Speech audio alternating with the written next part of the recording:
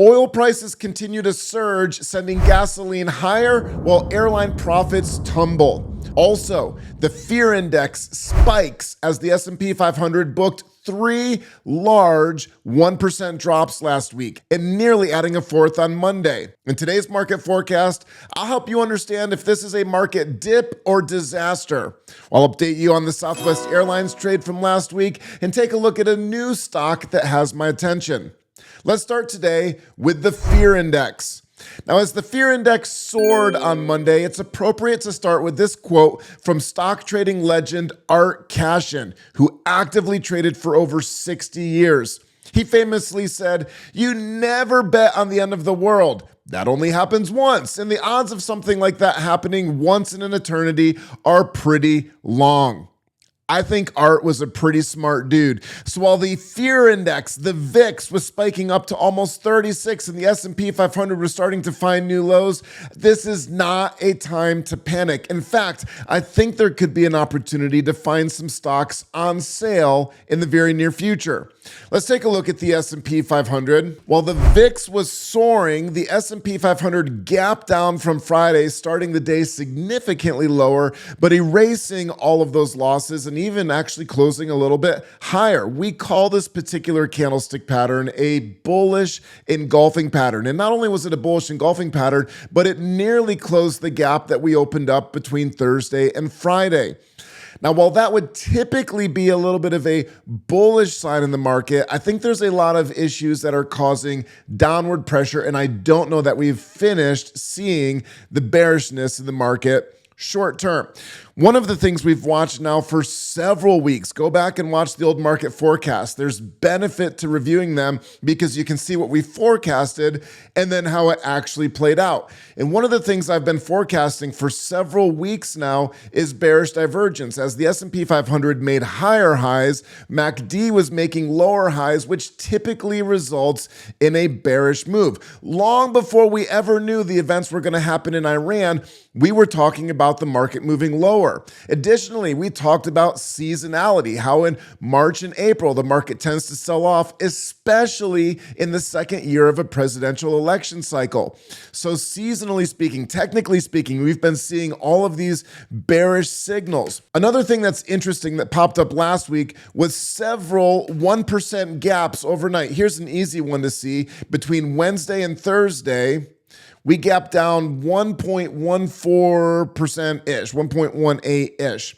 Now, I've actually programmed an indicator so you can see all of this on your own. Click the link in the description. It'll add it to your chart automatically. Here's what that gap indicator looks like. Now, you can go and adjust a whole lot of settings in here. You could put a gap up marker if you wanted to look at that. You could turn on or off the frequency highlights. You can, if we come over here to inputs, you can set the size of the gap. I've got it defaulting to 1%. The minimum gap count, how many gaps you want to see in a certain period of time. Right now, it's set to those consecutive bars, and I have the number at 5. So within 5 consecutive bars, if there's at least 3 or more gaps of 1% or more, I want to know about it. You can also set it to only calculate each individual trading week, Monday through Friday, which is what we experienced last week.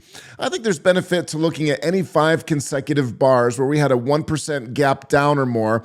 And what's interesting to me is typically these gaps happen at the bottom of a move. In fact, let me add on here a stochastic oscillator for you.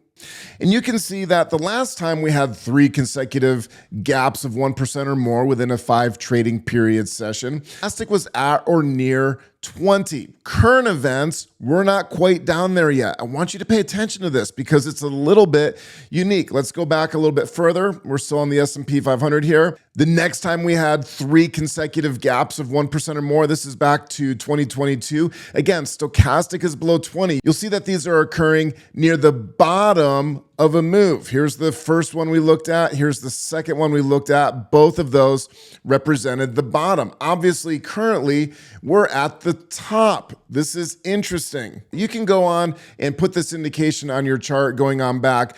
What's interesting, and this is what started me down this path, when we saw these very aggressive gaps, 1%, 3 of them over 5 consecutive trading days, it tended to be a bullish indication.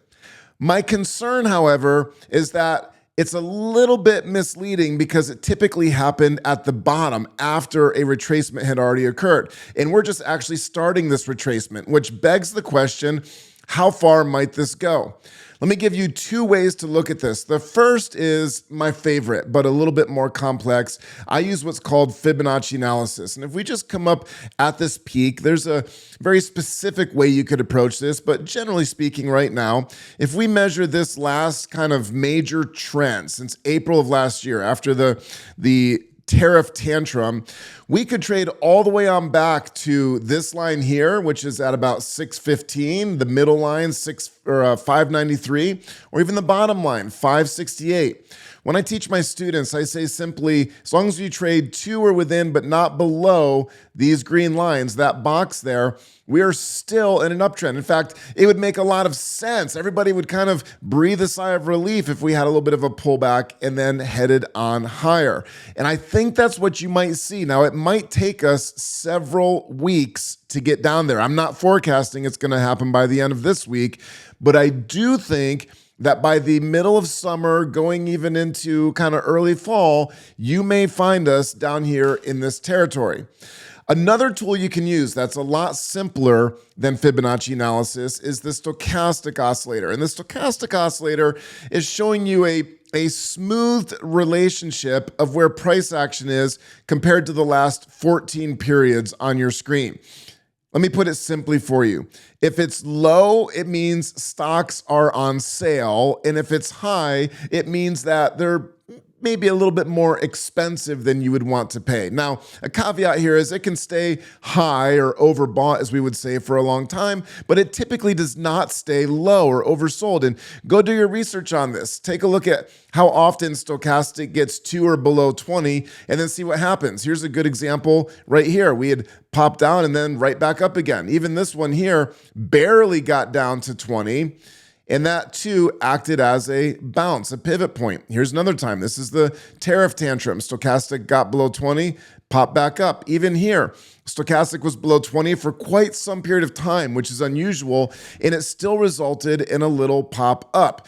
Where are we at right now?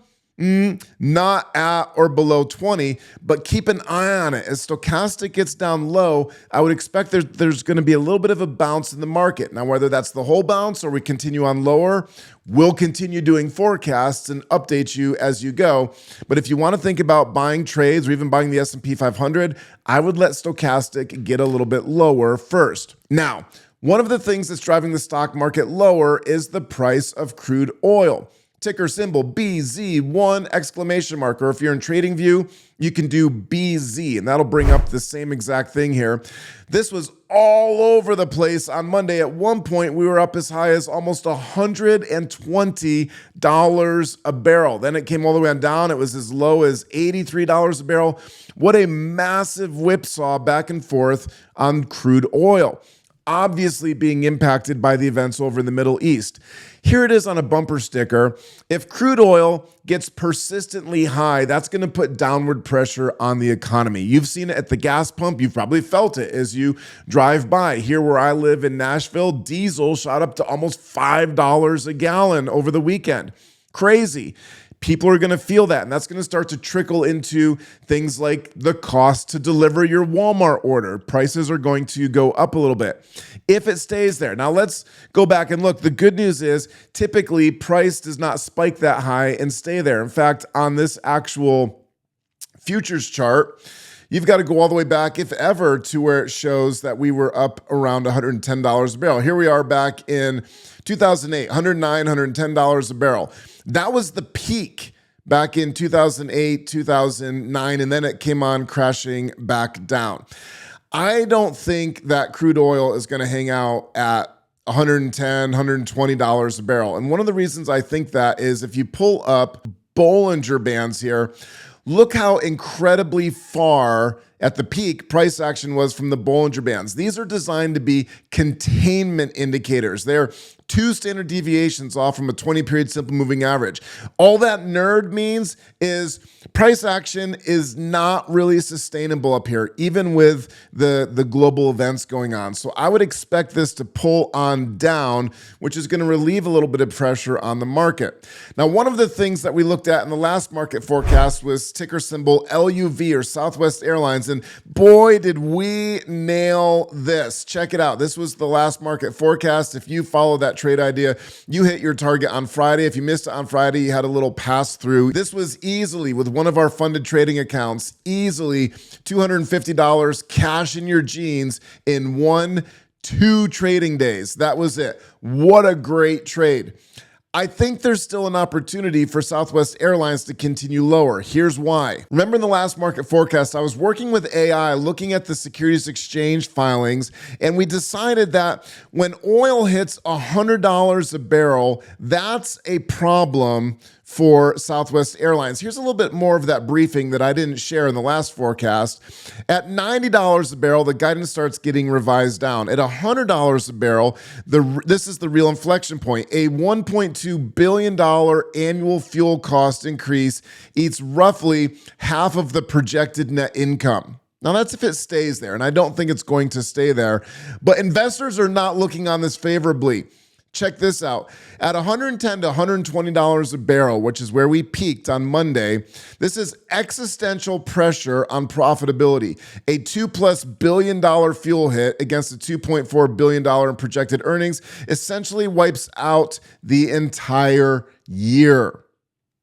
Of course, that's if the price per barrel stayed at 110, 120, which I don't think it will. But this is not good for Southwest Airlines. So I think there's opportunity, especially if oil stays high, for Southwest to continue on back down again. Now, I would be a little bit careful jumping into this. I would do my position sizing accordingly. We can update this a little bit. And I'd put my stop probably, get it above these few candlesticks right here. And, how low could this go? I don't know. Let's check it out. If we break through support right here, price action could really fall on down. I'm just going to come on back to recent resistance back here in July of 2025. And that's about a 1-hour trade. That'd be another $250 if we came all the way on down to the bottom of this green box here. Consider position sizing so that you could add in maybe 25% of your position. If it continues on down, add in another 25%, or even if it pops back up, you could add another 25% here, and essentially dollar cost average with care. Dollar cost averaging is not my favorite activity, but done well, done wisely, I think there is a place for it. Be careful because this has already moved so much, but if oil stays high, it's going to continue pounding Southwest Airlines. Go look at the last market forecast for more details on that. Now, wrapping up here with our American Express trade, this is on my radar. With so many stocks that are doing poorly, I think American Express has an opportunity to find some support and actually be a trade that we might want to buy into. Basic support and resistance line drawing from August. It could even go on back a little bit further here. Support resistance all over the place. Definitely a pivot point at 292. Going back to my Fibonacci tool, I think we also have a Fibonacci support. Coming back to the beginning of this trend, all the way back in 2023, you can see that Fibonacci line is also lining up nicely with our traditional support. What else is happening? Stochastic is below 20. What did we say about stochastic? When it's below 20, stocks are on sale. I think there's an opportunity for stochastic to bounce up through 20 as price action bounces up off support. In a market where a lot of stocks are selling off with maybe some room to go, American Express could be a good bullish trading opportunity. The indicator for your 1% gap is in the description below. If you're getting value out of these videos, please like the video and comment on it. Let me know what stock you'd like me to analyze next. Blessings and favor on you. I'll see you in the next market forecast.